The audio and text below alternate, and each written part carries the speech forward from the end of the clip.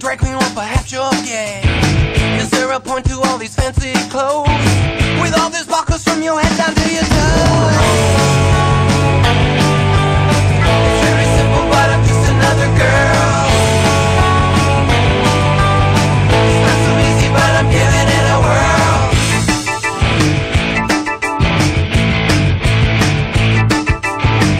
Is there something that you're trying to prove? With all the makeup and the way you move, are you looking for some sympathy? No, I'm trying to be the best girl I can be.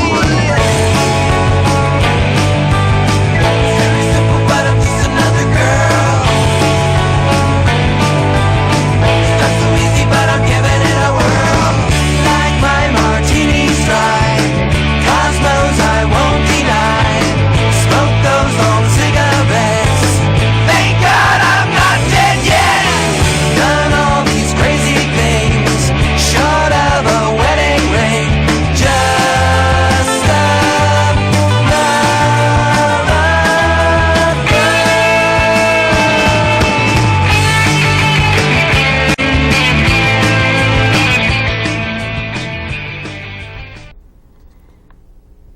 Good evening. Thanks for joining us. I'm Calista Solon, and you're watching nlcTrans. Tonight I'm with my dear friend and co-host, Tara Alexander.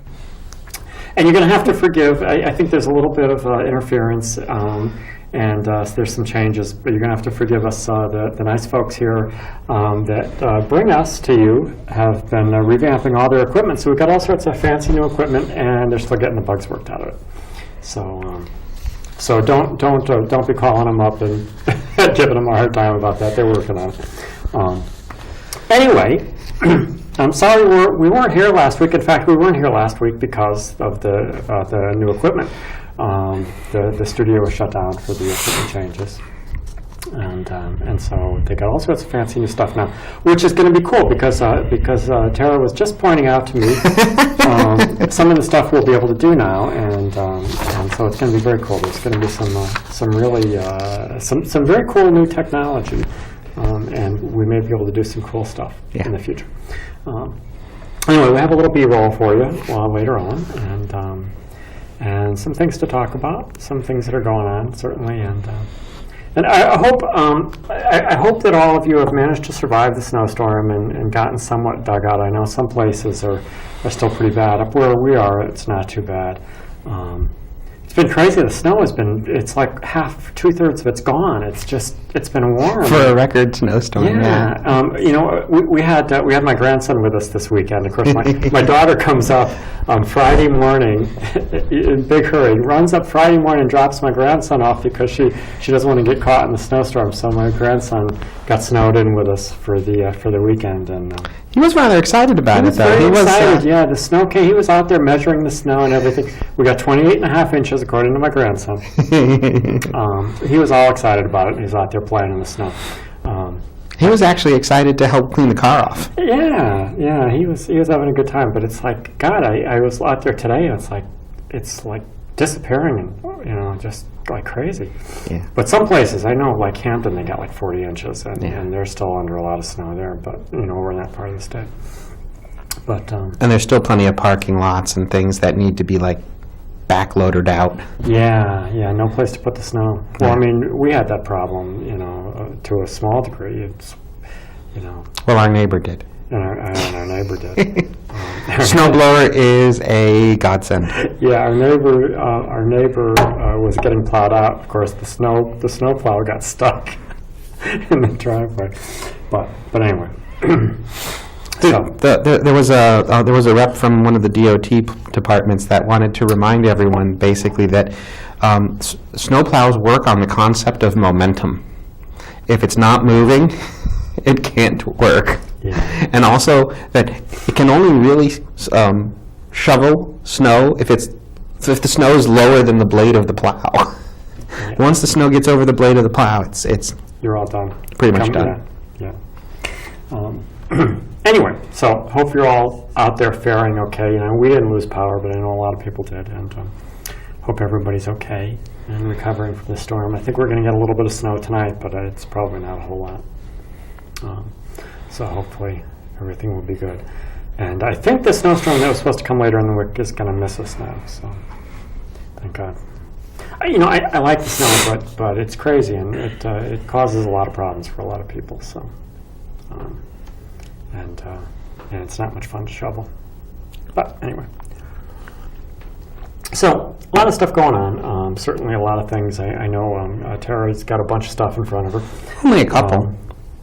And probably a lot of the same stuff I've got. But So let's go through what you've got. I think I know some of the stuff I've got is the same stuff you have. But anyway, I don't know how many of you watched the State of the Union last night. I just had a little piece from The Advocate about the State of the Union. I think I caught most of it, but anyway, President Obama's he's a really good speaker. I like to listen to the president. He's nice to listen to. He does a very good job of it. He is. It's nice to have a powerful speaker. Yeah. Whether you agree with the words he's saying or not, he's an engaging speaker. And I like President Obama. Honestly, I do. But anyway, there was a little piece here from The Advocate I was going to read to you, which was State of the Union, what it meant for LGBT Americans. This is by Lucas Grindley. Anyway, LGBT activists held a lengthy wish list of policy changes they hoped the president would support in his State of the Union address. The 2013 agenda that Barack Obama outlined on Tuesday included only some of them, and without clear requests to Congress. Activists, including the Human Rights Campaign, had recently ramped up calls for the president to sign an executive order banning employment discrimination among federal contractors. Obama had argued that only passage of the Employment Non-Discrimination Act could really protect LGBT workers. Sorry. Oh, yeah. Technical difficulties. Technical difficulty, anyway. The president came closest early in the speech while outlining a broad principle. It is our unfinished task to restore the basic bargain that built this country, he said, the idea that if you work hard and meet your responsibilities, you can get ahead no matter where you come from, what you look like, or who you love. Yeah. Minutes after the speech, activists were quick to point out that Americans can't get ahead no matter who they love.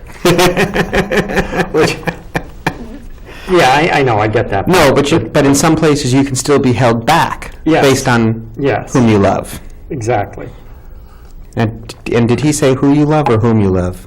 He said who you love. Or, well, according to this. I don't remember. Honestly, I don't remember. Well, it was a spoken speech unless they released the transcript. Yeah.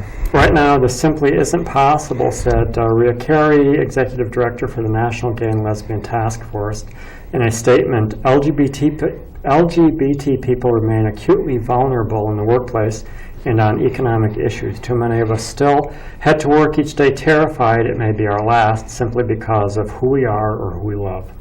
On some issues, the president was vague about LGBT inclusion. He called for the House to follow the Senate's lead and pass a domestic violence bill, for example. And we're going to talk a little bit about that later, too. Mm-hmm. I know you've got a copy of that. The version that actually passed the Senate was inclusive of services for gay and lesbian survivors of domestic violence, but that could be stripped out by House Republicans. The president called for comprehensive immigration reform, and I know we've talked about that, and there's more on that, I think, later as well, without reiterating his call for including a provision that ends discrimination against same-sex binational couples. It would have been an important statement because Republican senators, including John McCain, have said that including gays and lesbians would scuttle the entire bill. I love that word, scuttle. Scuttle. So nautical. I'm sorry. I'm easily distracted. Squirrel. And I like bright, shiny objects like a magpie. Magpies aren't bright, shiny objects. No, but magpies like bright, shiny. I'm like a magpie because in that you like bright, shiny objects. Because I like bright, shiny objects. Yes. I'm just teasing you. Anyway, The State of the Union address is always one of the president's best chances to reach Americans, and in each of his last 3 speeches, Obama mentioned LGBT people only in connection with the military. Whether gays and lesbians should be allowed to serve openly has throughout his term had popular support from a wide cross-section of voters, polls show. On Tuesday, Obama again directly mentioned gay people when talking about the military. We will ensure equal treatment for all service members and equal benefits for their families, gay and straight, he promised. Obama did not directly call for the repeal of the Defense of Marriage Act, but granting equal benefits to military couples is only possible if it ends. That was the point I was going to make. Yeah. Yay! A lot of the things that they're talking about can only be done if Section 3 of DOMA is Right. repealed or revamped. Yeah. That was made clear on Monday when Defense Secretary Leon Panetta announced the military would extend some limited benefits to same-sex couples. A lot remain unavailable because DOMA bans the federal government from recognizing the legal marriages of gays and lesbians. As usual, the State of the Union address was often a laundry list of priorities. The president included calls to pass gun control, combat climate change, and invest in early education, for example. He attacked Republicans for creating manufactured crises that put the nation's fiscal health in question, calling on them to pay the bills on time. The president focused most of his attention on the economy, declaring an end to the worst of the crisis that overshadowed most of his first term, but also calling on Congress to ask itself, how do we attract more jobs to our shores? Log cabin Republicans focused their response on the economy without mentioning ENDA or other issues. If the president truly wants to be an ally to our community, said Gregory T.A.L.L, the group's interim executive director, he will not only continue pushing for social equality, but stop with the platitudes and get serious with a plan that addresses our nation's fiscal problems. Anyway, I thought it was a very nice speech overall. Well, I'll complain about the one thing that I usually complain about because it bugs the heck out of me is the one power that Congress continually asserts it has over the president is the power of the purse. Congress is in charge of spending. Yeah. Not the president, not the executive branch, not the judicial branch. The legislative branch is in charge of spending.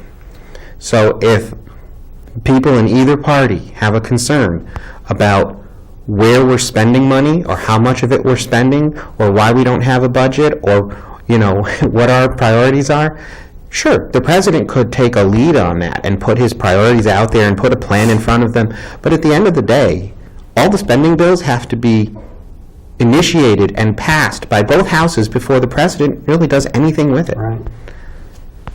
And as I was saying last night at the TV, Yes. a budget is a non-binding thing. The president never signs it. A budget is just a plan that Congress puts forward to describe what kinds of spending bills they will pass and send to the president. A budget is not something that's constitutionally required. It's not something that has even historically been the norm.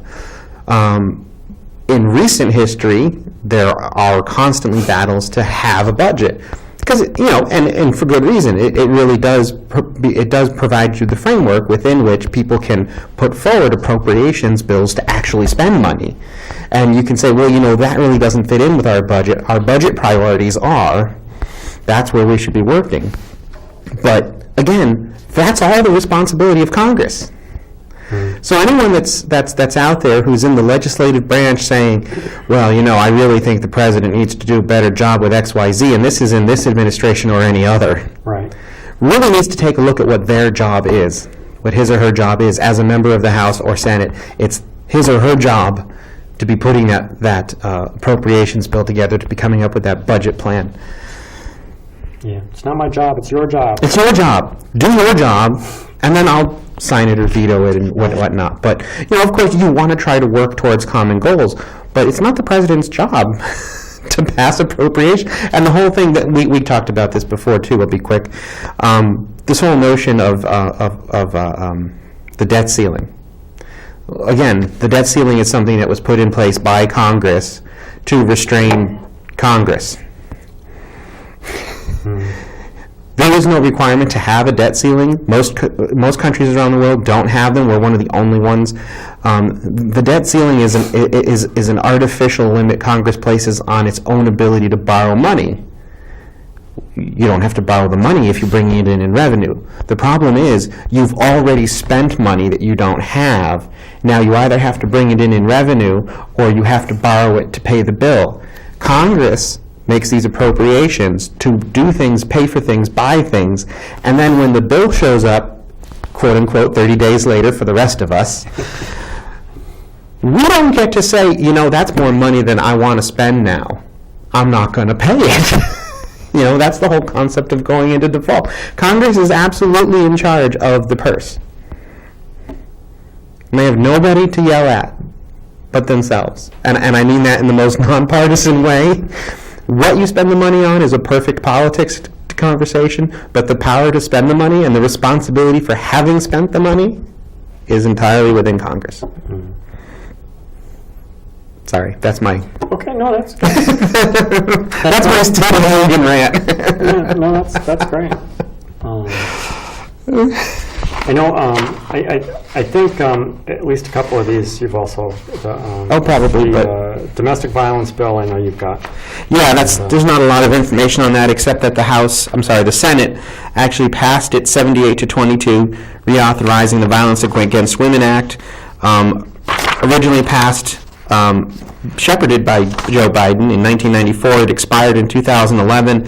Congress failed to reauthorize it last year due to partisan differences over the details. The details mostly being that people were looking to expand the coverage to include not just same-sex couples that might be victims of domestic violence, but they were also looking to cover undocumented immigrants that are in domestic violence situations, and they wanted to allow Native American tribes to prosecute non-indigenous people for crimes committed on tribal lands. So those were some of the categories that were objected to.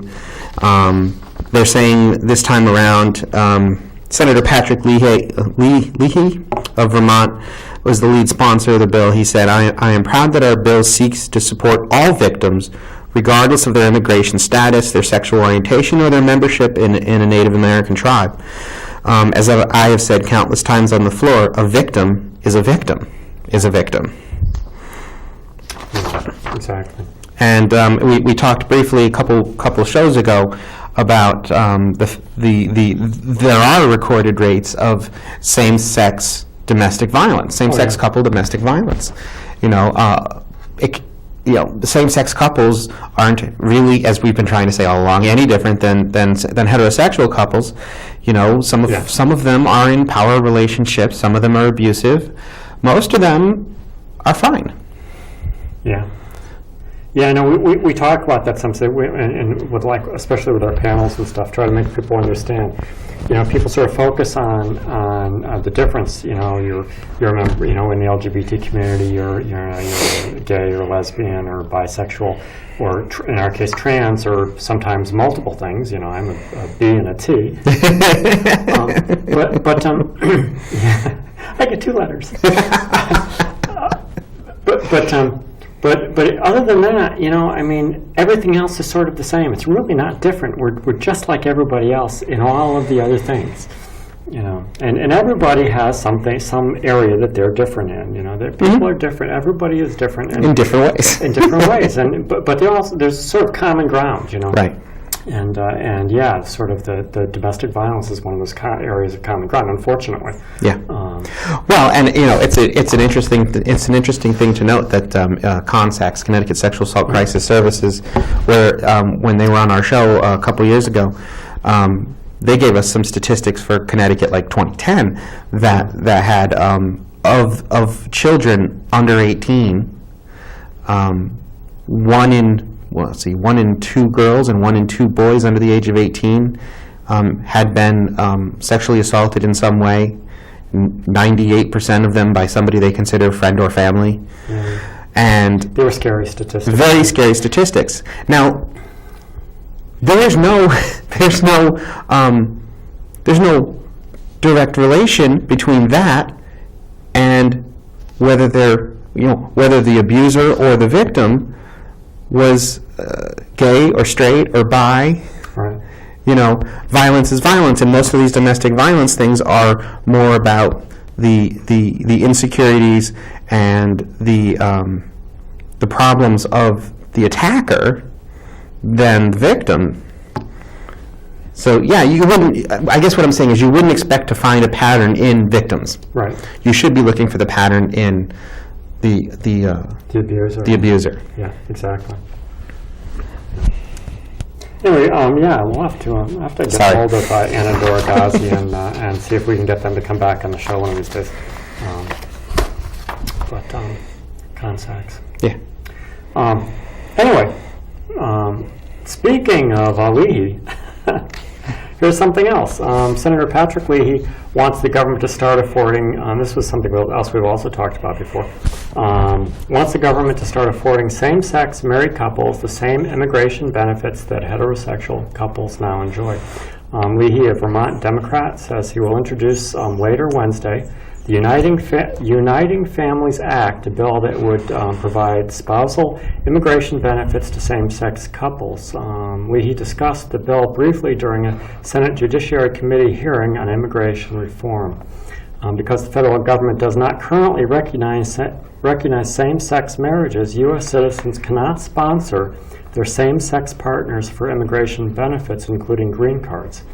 The Justice Department is no longer defending the Federal Defense of Marriage Act, which defines marriage as being between a man and a woman. The Supreme Court is set to take up gay marriage cases later this year.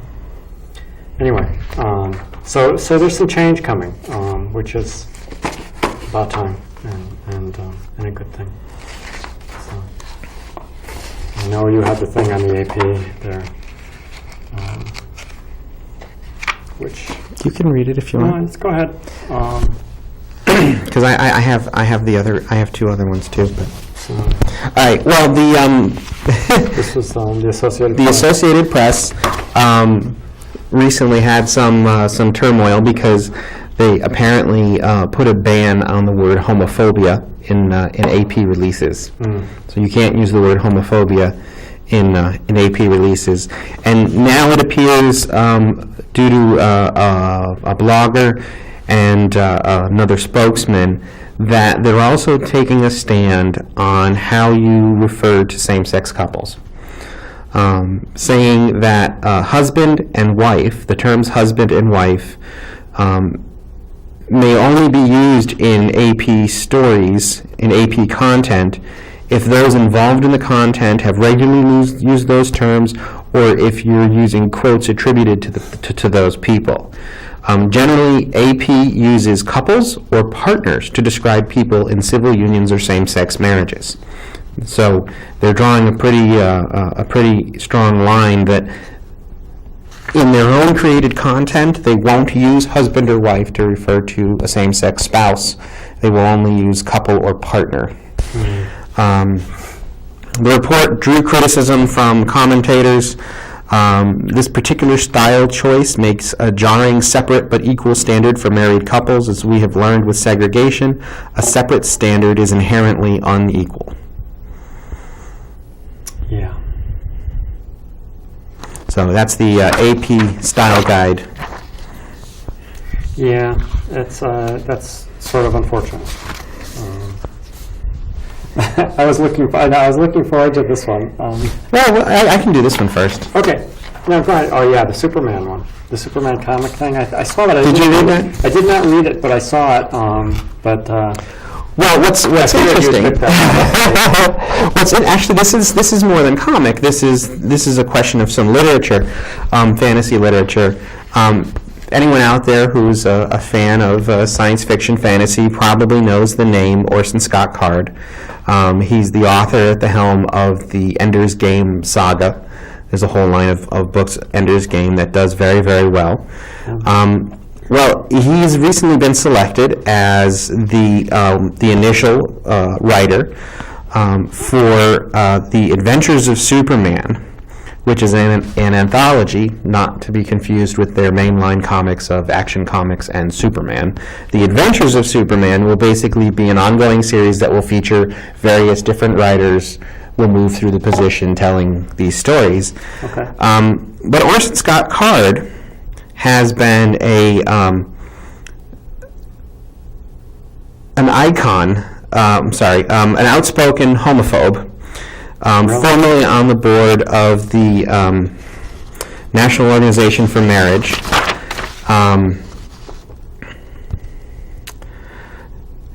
Served as a board member for the National Organization of Marriage, has claimed that marriage equality would lead to the end of civilization, supports the criminalization of homosexuality, and in an interview with Salon magazine stated that, quote, gay rights is a collective delusion that's being attempted.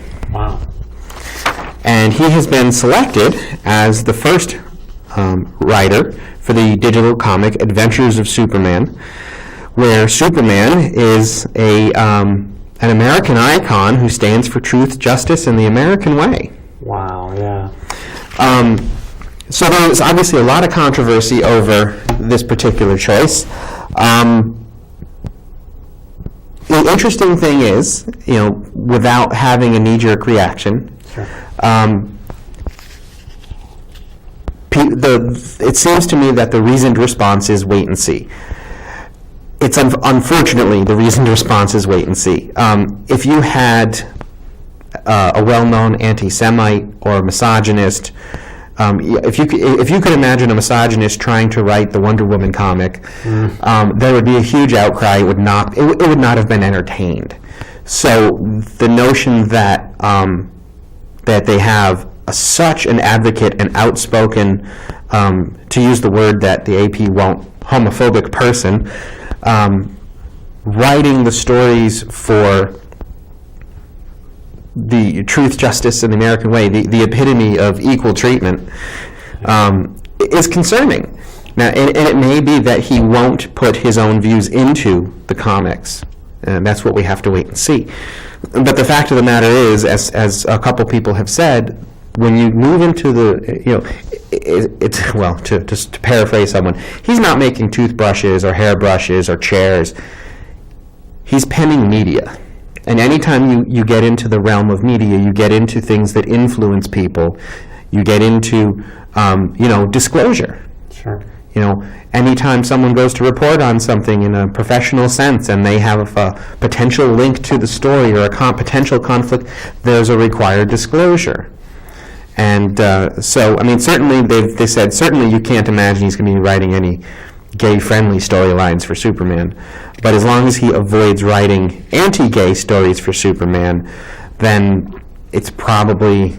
there's probably no damage done. But there's a lot of hate and discontent for DC in the selection because it's not like this was an unknown. It's not like you read Shakespeare and then years later you find out that he was incredibly racist and, you liked Hamlet anyway.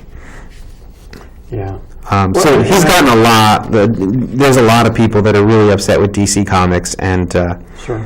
Now, interestingly, the balance to this is that DC has, in the last couple years, made a concerted effort, and we've talked about some of it here, to diversify its staff and diversify its comics. They have superheroes like Batwoman, who is an open lesbian.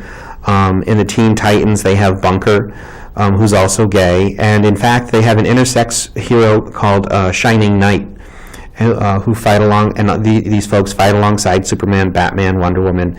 They're not niche comics; they're mainstream characters. Okay. So DC in general has made really good efforts to diversify their stories, to diversify their staff, and in that light, I sort of have to give them the benefit of the doubt. I can't imagine that they would allow him to do something with Superman that wouldn't be in Superman's image. But apparently there have been, apparently he did do some writing for Marvel on some Iron Man comics a few years ago, and after he left, that title, they basically wrote everything that he wrote out of canon. Really? So that the damage he had done to the Iron Man character was no longer considered official storyline. So that, in that sense, maybe we do need to be worried, but Yeah. but we shall see. And this is the one that you really, really want. Do you want to do the B-roll first? Or? No, I'm teasing Yeah, you. well, yeah. It'll be quick. It's 15 minutes. We have a couple. This is what's his name? Neil Clark Warren, founder of eHarmony, who in an interview recently said that gay marriage has damaged his company. The 78-year-old conservative Christian co-founder of the dating site eHarmony says same-sex marriage damaged his company, and allowing gay users to use his site incited angry, violent right-wingers. Really? Yes. So I'm going to jump over here where there's a little more detail on that.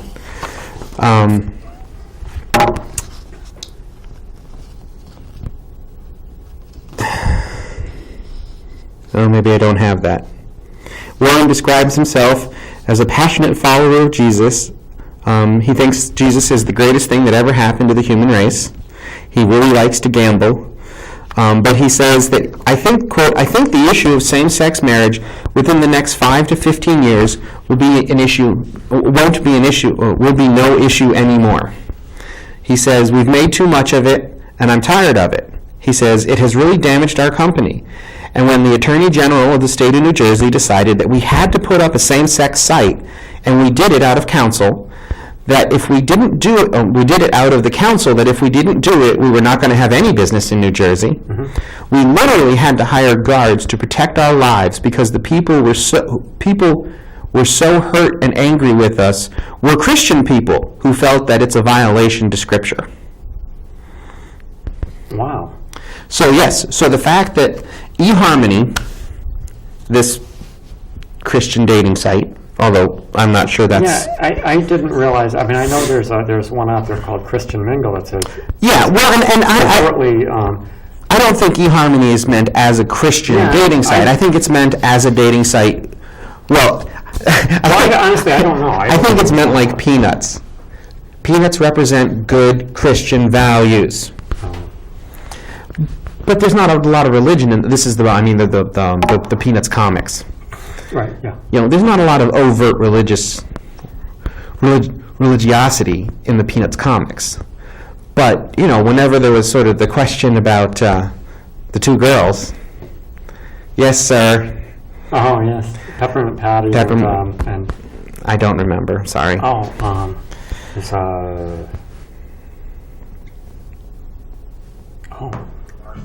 Marcy. Thank you. Okay, Marcy. The answer was always no, that would never happen.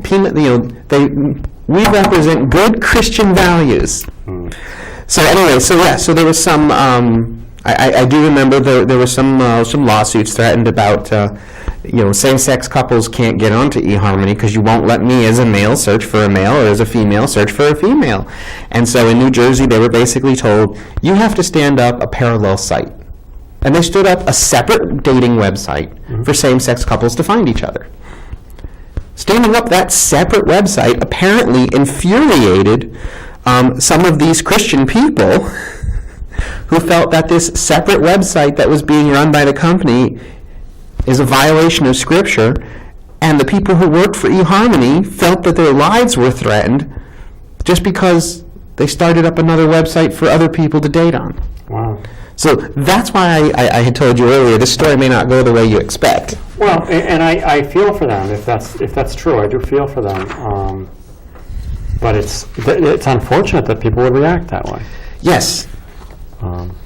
Wow. So yeah, when the same-sex folks feel like they're being tromped on, they took them to court, and the court said you have to stand something up. When some of these heterosexual people who were trying to find mates felt that they were being tromped on, They threaten the health and safety of the workers of the company. Yes. Good Christian values. So anyway, the second part of this is as he goes on to say, and this is what you will not like, but he continues, I have said that eHarmony really ought to put up $10 million and ask other companies to put up money as well and do a really first-class job of figuring out homosexuality. At the very best, it's been a painful way for a lot of people to have to live. But at this point, at this age, I want America to start drawing together. I want it to be more harmonious. Wow. Okay. A first-class job of figuring out homosexuality. Yeah. Because it's been a painful way for so many people to live. Yeah. Okay. If we just put up enough money, we could really lick this homosexuality thing, and then nobody would have to suffer anymore. Okay. Well, anyway, I'm not going there. I'm just. So I'm going to do some B-roll briefly. The speaker is James Glatfelder. He studies the concept of complexity in systems. How an interconnected system, say a swarm of birds, is more than the sum of its parts. And complexity theory, as it's called, can reveal a lot about how the economy works. So in this TED Talk, Glatfelder shares a groundbreaking study of how control flows through the global economy, and how concentration of power in the hands of a shockingly small number leaves us all vulnerable. He aims to give a rich, data-driven understanding of the people and interactions that control our global economy. He does this not to push an ideology, but with the hopes of making the world a better place. So this is actually entitled, as you've probably seen in just a moment, Who Controls the World? So. Okay.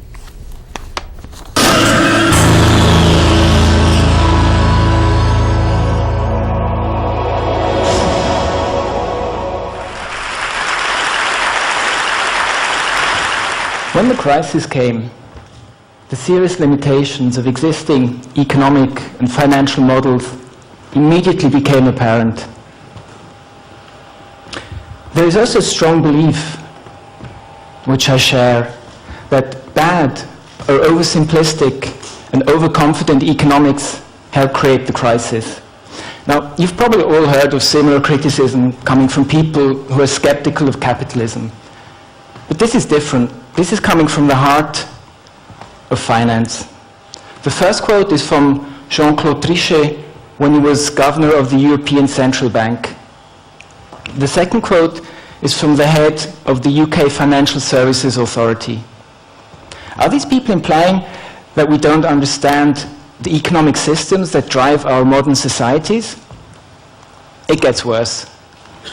We spend billions of dollars trying to understand the origins of the universe, while we still don't understand the conditions for a stable society, a functioning economy, or peace. What's happening here? How can this be possible? Do we really understand more about the fabric of reality than we do about the fabric which emerges from our human interactions? Unfortunately, the answer is yes. But there's an intriguing solution which is coming from what is known as the science of complexity. To explain what this means and what this thing is, please let me quickly take a couple of steps back. I ended up in physics by accident. It was a random encounter when I was young. And since then I've often wondered about the amazing success of physics in describing the reality we wake up in every day. In a nutshell, you can think of physics as follows. So you take a chunk of reality you want to understand, and you translate it into mathematics. You encode it into equations. Then predictions can be made and tested. We're actually really lucky that this works, because no one really knows why the thoughts in our heads should actually relate to the fundamental workings of the universe. Despite the success, physics has its limits.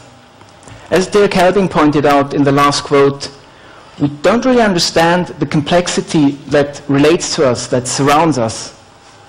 This paradox is what got me interested in complex systems.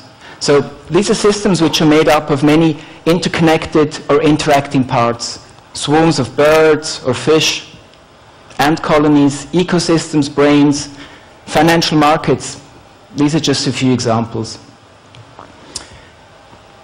Interestingly, complex systems are very hard to map into mathematical equations. So the usual physics approach doesn't really work here.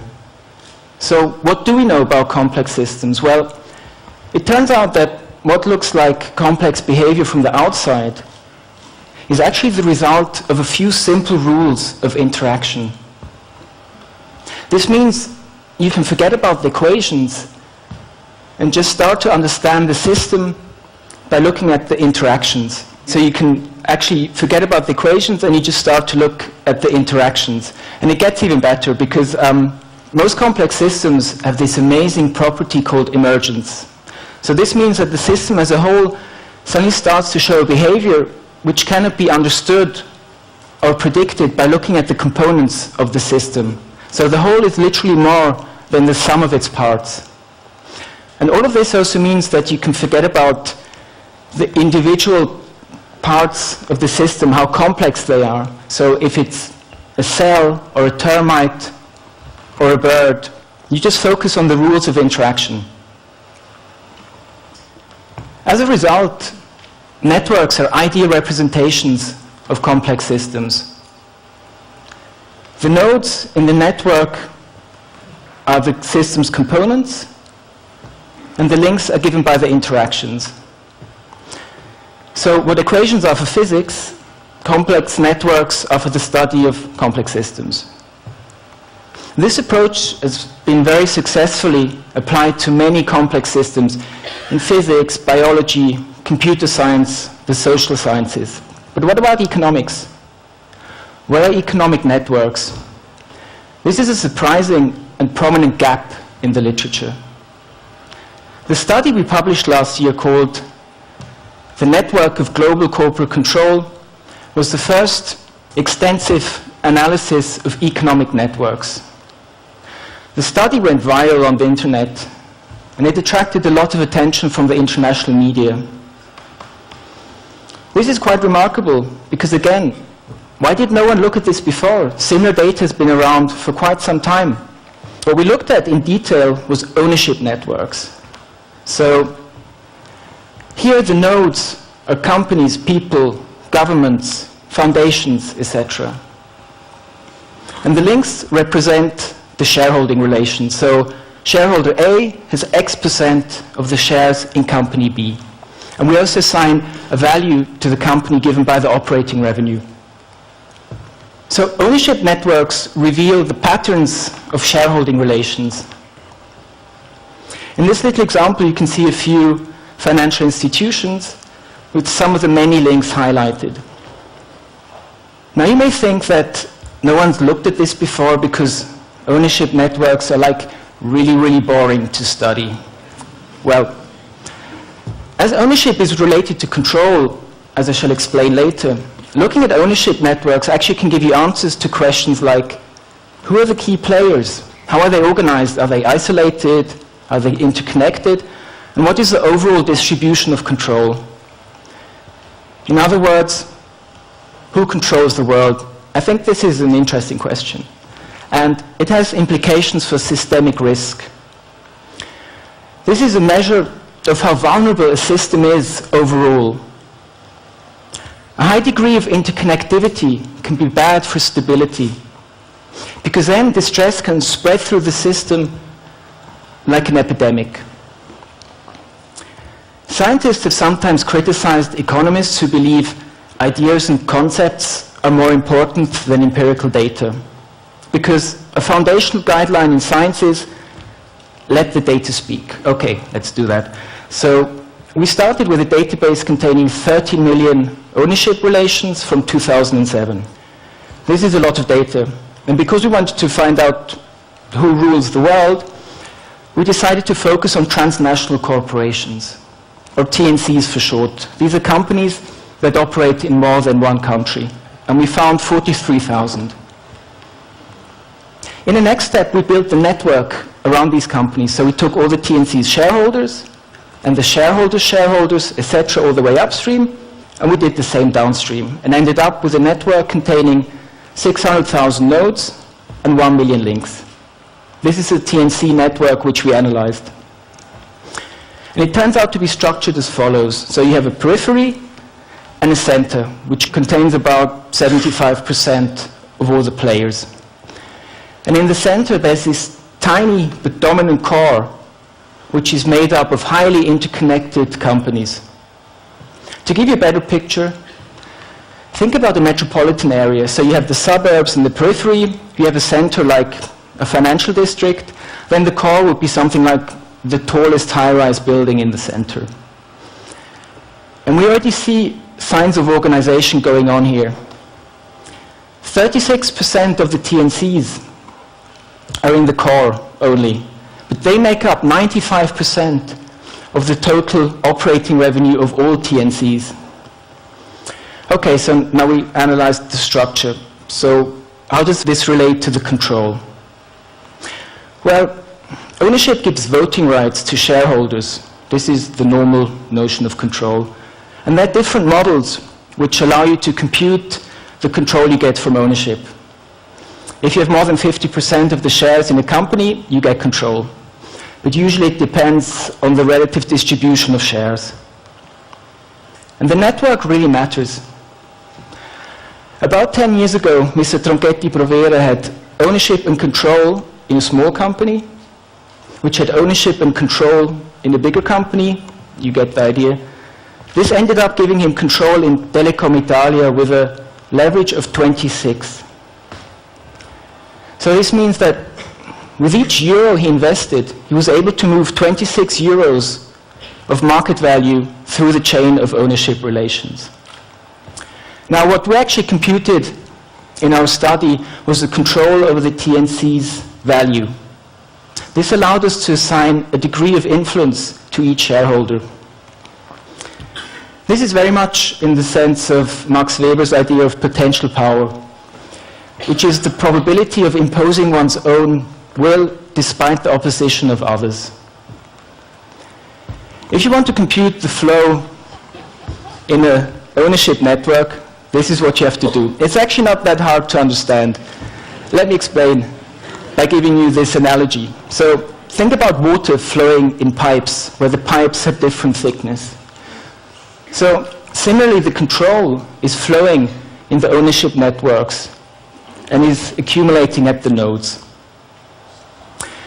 So what did we find after computing all this network control?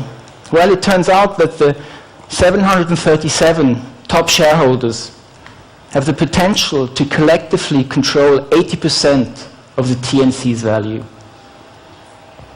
Now remember, we started out with 600,000 nodes, so these 737 top players make up a bit more than 0.1%. They're mostly financial institutions in the US and the UK. And it gets even more extreme. There are 146 top players in the core, and they together have the potential to collectively control 40% of the TNC's value. What should you take home from all of this? Well, the high degree of control you saw is very extreme by any standard. The high degree of interconnectivity of the top players in the core could pose a significant systemic risk to the global economy. And we could easily reproduce the TNC network with a few simple rules. This means that its structure is probably the result of self-organization. It's an emergent property which depends on the rules of interaction in the system. So it's probably not the result of a top-down approach like a global conspiracy. Our study is an impression of the moon's surface. It's not a street map, so you should take the exact numbers in our study with a grain of salt. Yet, it gave us a tantalizing glimpse of a brave new world of finance. We hope to have opened the door for more such research in this direction, so the remaining unknown terrain will be charted in future. And this is slowly starting. We're seeing the emergence of long-term and highly funded programs which aim at understanding our networked world from a complexity point of view. But this journey has only just begun, so we will have to wait before we see the first results. Now, there is still a big problem, in my opinion.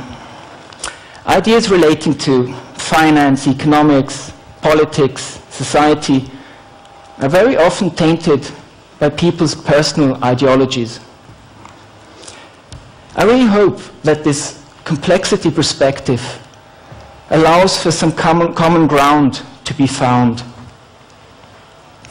It would be really great if it has the power to help end the gridlock created by conflicting ideas, which appears to be paralyzing our globalized world. Reality is so complex, we need to move away from dogma. But this is just my own personal ideology. Thank you.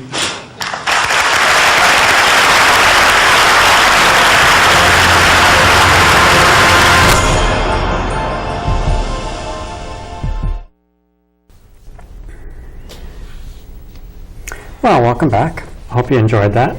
Apparently that was very recent, you were saying. Yes, that was. I think that was today or yesterday that they had that talk in Switzerland. Yeah, very interesting. But yeah, it's not. I mean, fundamentally, it's not really anything new. We sort of had a sense that there's a small number of people that can move the vast majority of the world's wealth around. Yeah. And what they're doing is trying to use this this concept, this networking concept, the complexity concept, to map it out and show that, you know, basically there's less than 800 people in the world that own enough controlling interest that itself poses systemic risk. That if any percentage of those 800 people get together and make a bad call, institutions around the world are going to feel it. Yeah, it's kind of scary. But anyway, we have to go, so we will see you next week. Thanks for joining us, and bye-bye.